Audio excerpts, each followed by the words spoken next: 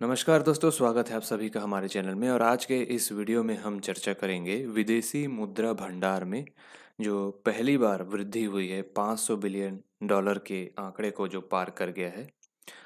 तो ये जो करंट अफेयर है आपके मेंस के पेपर 7 से रिलेटेड है, क्योंकि विदेशी मुद्रा जो भंडार है उसमें आईएमएफ का भी रोल है, जिसमें आईएमएफ में जो स्पेशल ड्राइंग रेट है एसडीआर का। और इकोनॉमिक पॉइंट ऑफ व्यू से देखें तो ये पेपर 5 के आपके इकोनॉमिक्स से भी कनेक्टेड है। तो चलिए शुरू करते हैं। विदेशी मुद्रा भंडार। भारतीय रिजर्व बैंक के द्वारा जारी जो नवीनतम आंकड़े हैं उनके अनुसार भारत में विदेशी मुद्रा भंडार यानी कि फॉरेन एक्सचेंज रिजर्व की पहली बार जो है 500 बिलियन डॉलर को ये आंकड़ा पार कर गया है। दिसंबर 2018 की स्थिति अगर आप देखें ग्राफ में तो 393 बिलियन डॉलर है। और इसके बाद ये चला गया है 2020 में 5 जून की स्थिति में ये दर्शा रहा है कि 502 बिलियन डॉलर है। ठीक है। गौरतलब है कि भारतीय रिजर्व बैंक के द्वारा जारी इन आंकड़ों के अनुसार जून के प्रथम सप्ताह के दौरान भारत का विदेशी जो मुद्रा भंडार है वो 8.2 बिलियन डॉलर बढ़ गया है, जो कि सितंबर 2007 के बाद से सबसे बड़ी साप्ताहिक छलांग है।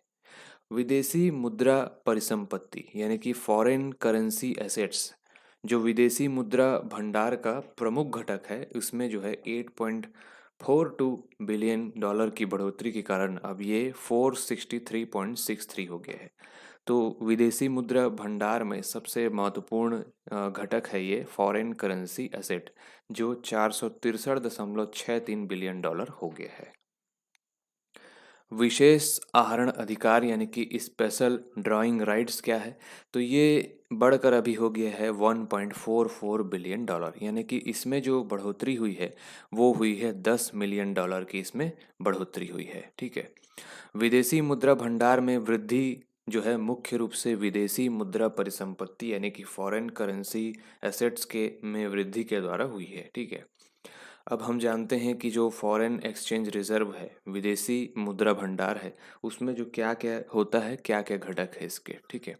तो किसी देश की अर्थव्यवस्था के पास उपलब्ध कुल विदेशी मुद्रा उसकी विदेशी मुद्रा संपत्ति यानी कि भंडार कहलाती है। किसी भी देश के विदेशी मुद्रा भंडार में निम्नलिखित 4 जो तत्व हैं वो शामिल होते हैं। ठीक है। पहला क्या है, तो विदेशी परिसंपत्तियां, यानी कि इसमें आती हैं विदेशी कंपनी के जो शेयर हैं, डिबेंचर है, बॉन्ड है इत्यादि, ये सब विदेशी मुद्रा में आते हैं। ठीक है। पहला पॉइंट ये है। दूसरा क्या घटक है, स्वर्ण भंडार यानी कि गोल्ड रिजर्व। तीसरा है आईएमएफ के पास रिजर्व कोष। आईएमएफ के पास हमारा जो रिजर्व है वो, तो इसको रिजर्व ट्रेंच भी कहते हैं।